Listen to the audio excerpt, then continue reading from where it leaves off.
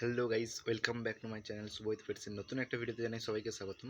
আশা করছি সবাই ভালো আছেন, যারা যারা আমার ভিডিও দেখছেন। তো চলুন আজকে একটা নতুন ভিডিও নিয়ে চলে এসেছি। তো অনেক কিছু আপডেট আছে, তো যেগুলো দেওয়ার আছে। তো আমাদের নতুন নতুন যে বেবিগুলো হয়েছিল ওদের কালার বোঝা যাচ্ছে হালকা হালকা করে, সেগুলো দেখাতে হবে।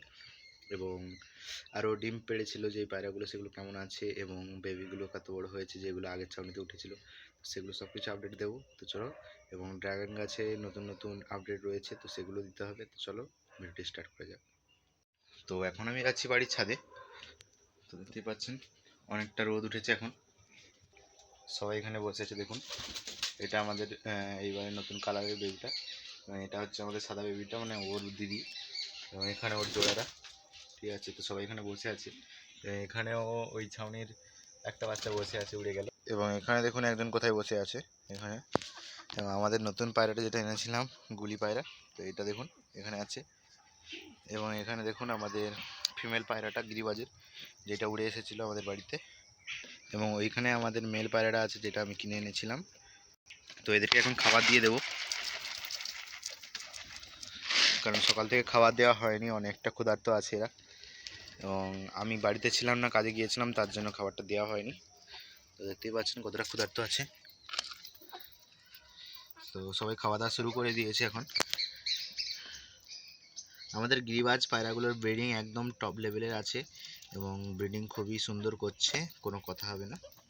তো দেখতেই পাচ্ছেন সবাই খাওয়া দাওয়া করছে এখানে। এবং আমাদের যে সিরাজি পায়রাটা আছে, ওটা তো আগে আমি বিকে দিয়ে চলে এসেছি, মানে পরশু দিনের বাজার ছিল শুক্রবার চণ্ডীপুরে। চণ্ডীপুরে আমি ওকে দিয়ে চলে এসেছি, কারণ ওটার সাথে কোনো জোড় পাচ্ছিলাম না, তাই জন্য এই পায়রাটাকে নিয়ে এসেছিলাম। গুলি পায়রাটা ওর সাথে জোড় দেবো বলে, কিন্তু ও জোড় নিতে চাইছিল না, তাই জন্য বেঁচে দিয়ে চলে এসেছি।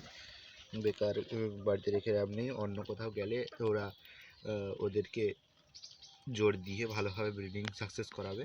এবং ওই পায়রাটা যেটা ছিল আমাদের সিরাজুলটা, তো ওইটা প্রচুর জোর নেওয়ার জন্য উতলা হয়ে গেছিলো, তাই জন্য ওকে দিয়ে দিয়ে চলে এসেছি।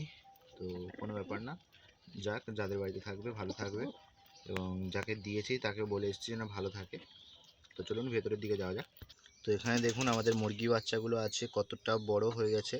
তো এগুলো খুবই ছোট ছিল, কিন্তু এখন বড় হয়ে গেছে। কালকের মা এই কাঠের গুঁড়িগুলোকে হালকা হালকা করে সরিয়ে দিয়েছে, কারণ অনেকটা নোংরা হয়ে গিয়েছিল।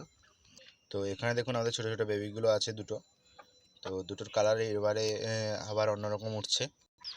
বেবিগুলোর ঠোঁট দেখে ভাবছিলাম যে হয়তো বেবিগুলো সাদা হবে, কারণ এইবারে পিঙ্ক ঠোঁটের এরকম পুরো পায়রা কোনো দিন ওঠেনি। যেগুলো সাদা ছিল তারাও এরকম পিঙ্ক কালারের এরকম হয়নি। এগুলো এতটা পিঙ্ক কালারের ঠোঁট, আমি ভেবেছিলাম হয়তো সাদা কালার হবে, কিন্তু সাদা কালার না।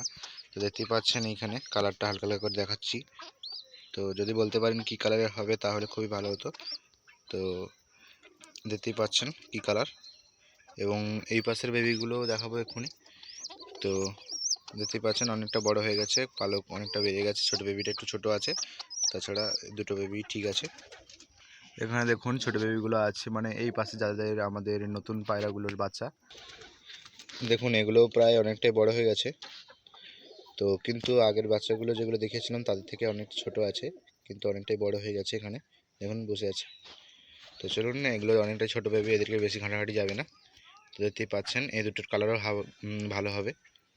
এবং এখানে ডিম নিয়ে বসে আছে আমাদের চীনা, দেখতেই পাচ্ছেন দুটো ডিম আছে, দুটো ডিম নিয়ে বসে আছে আমাদের চীনা। এবং চীনার জোড়া এখানে দেখতেই পাচ্ছেন বসে আছে, মানে এইবারে শুরু হয়ে গেছে, মানে এখানে তা দেবে, এবার উঠবে, ঠিক আছে, তাই জন্য এখানে এসে বসে আছে। তো চলুন ভিডিওটি এতদূর পর্যন্ত, ভালো লাগলে লাইক করবেন, সাবস্ক্রাইব করবেন এবং পাশে থাকবেন। এখানে দেখুন একে খেতে দিতে চলে এসছে। তো চলুন ভিডিও এতদূর পর্যন্ত।